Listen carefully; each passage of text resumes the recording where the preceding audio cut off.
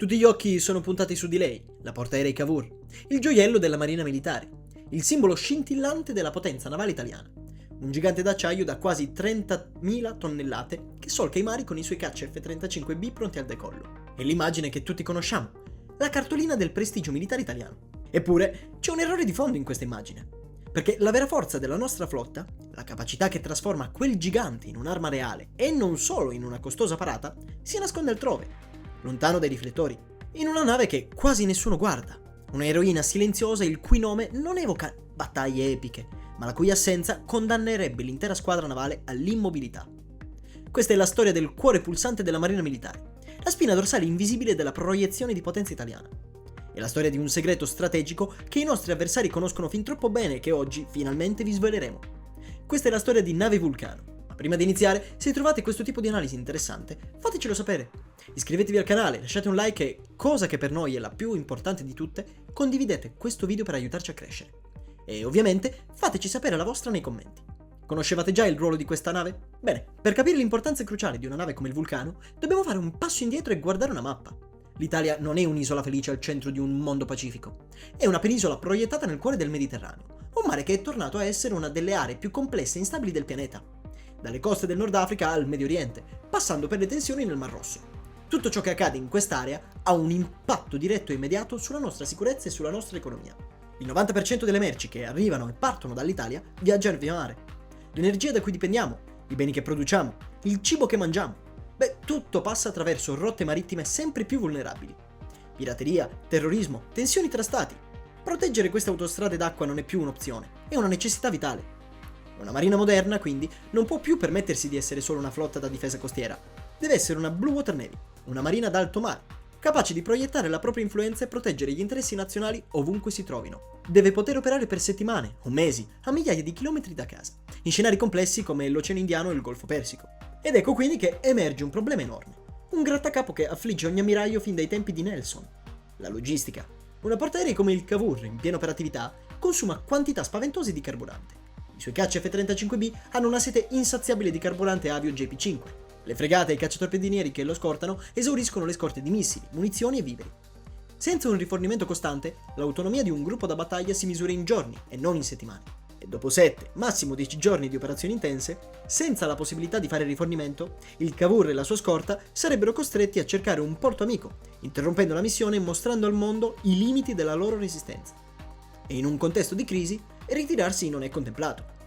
Il grande ammiraglio della Seconda Guerra Mondiale, Chester Nimitz, disse una frase passata alla storia: le battaglie anfibie sono vinte o perse dalla logistica. Nel Pacifico, la vittoria americana contro il Giappone non fu decisa solo dal coraggio dei Marines, ma dalla capacità quasi miracolosa della flotta logistica di tenere le navi da combattimento costantemente rifornite e pronte a combattere a migliaia di miglia dalla California. Allo stesso modo, nella guerra delle Falkland del 1982, la task force britannica rischiò il collasso non per i colpi argentini, ma per la disperata mancanza di rifornimenti a 13.000 km da casa. Il problema quindi è chiaro: in mare aperto non ci sono stazioni di servizio, non ci sono officine, ospedali o supermercati. È una flotta, per quanto potente, se lasciata a se stessa è come un atleta formidabile ma senza acqua. La sua forza svanisce in fretta. E come si fa, quindi, a garantire che il fiore all'occhiello della flotta, il Cavour, non sia solo un'arma da parata, ma uno strumento di potere reale e duraturo? È qui che entra in gioco Nave Vulcano, nome in codice A5335, un gigante di 193 metri e 27.200 tonnellate, consegnato da Fincantieri alla Marina Militare nel marzo del 2021. A prima vista non ha il fascino aggressivo di un cacciatorpediniere, non ha i lanciamissili delle fregate Frem, né il ponte di volo affollato di caccia della Cavour. Il suo profilo è massiccio, funzionale e quasi industriale, ma è proprio in questa funzionalità che si nasconde la sua genialità strategica. Se il Cavour è il pugno della flotta, il Vulcano ne è il cuore, il sistema circolatorio e nervoso messi insieme.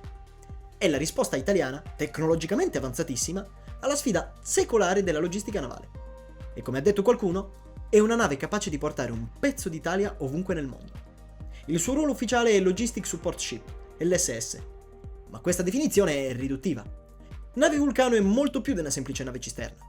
È una piattaforma multimissione progettata per essere la spina dorsale di un intero gruppo navale, un vero moltiplicatore di forza.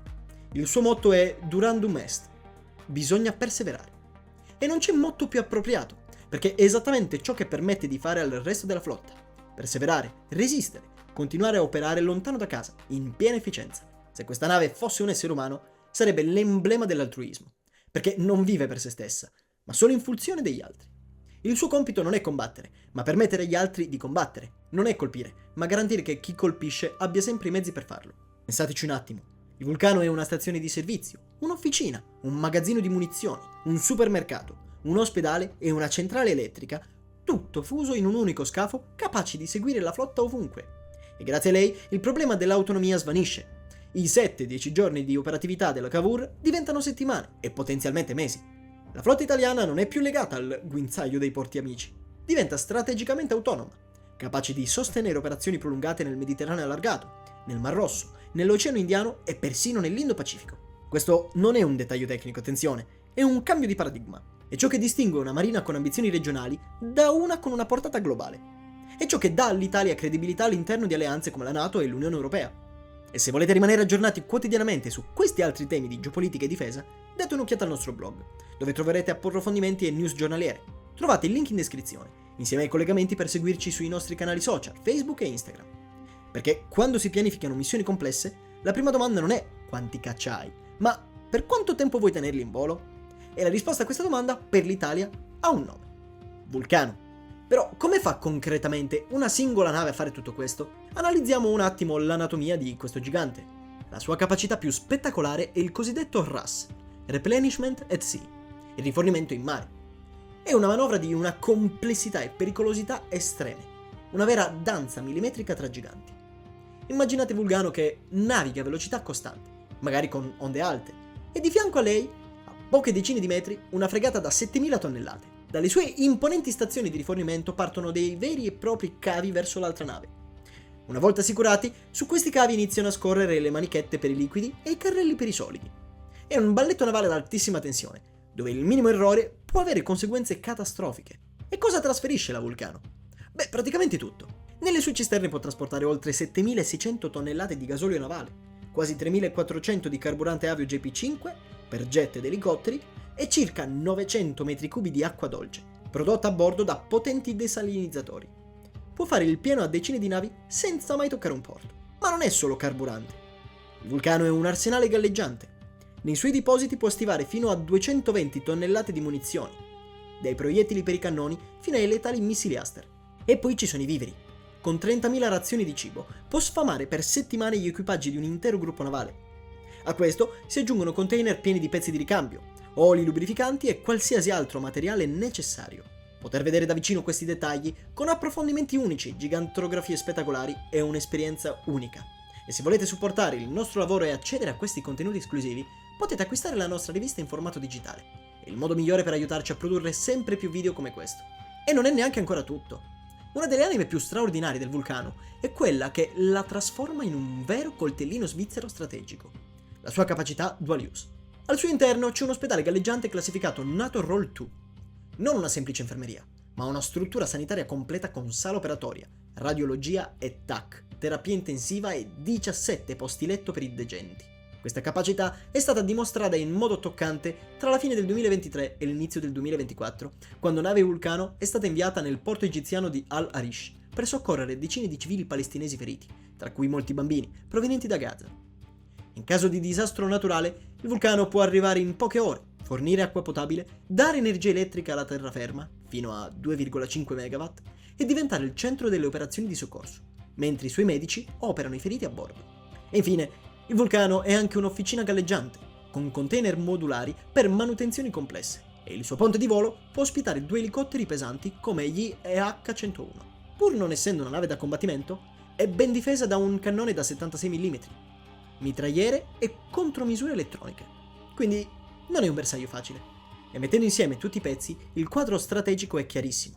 Nave Vulcano è un game changer. È l'elemento che permette alla Marina Militare di esprimere il suo pieno potenziale e di sedersi al tavolo delle grandi potenze marittime, specialmente nel Mediterraneo. Facciamo un attimo un confronto. La Marine Nationale francese, una delle marine più potenti d'Europa, si è affidata a lungo a navi logistiche di una classe più datata.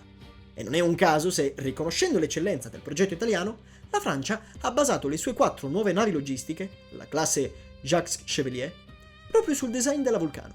Quando una nazione con la tradizione navale francese compra la tua tecnologia, significa che hai creato qualcosa di veramente eccezionale. Altre marine del Mediterraneo, semplicemente, non dispongono di una capacità logistica oceanica paragonabile. E questo pone l'Italia in una posizione unica.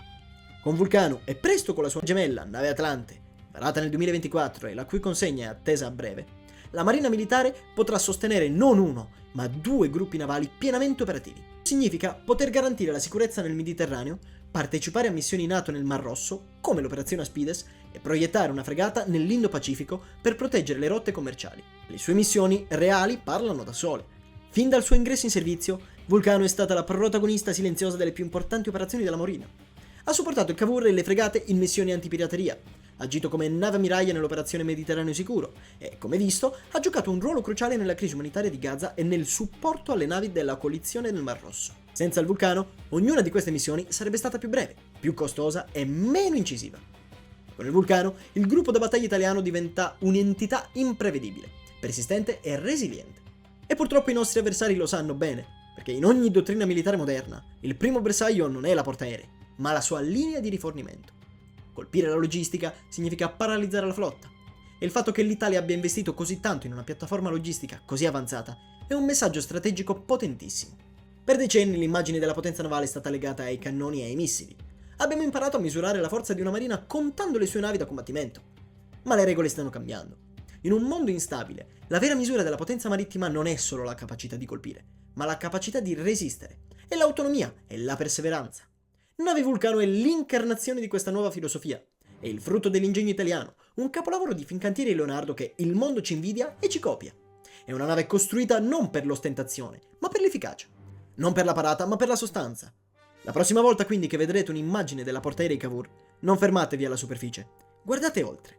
Cercate nell'ombra, la sagoma discreta ma imponente del suo angelo custode. Cercate nave Vulcano.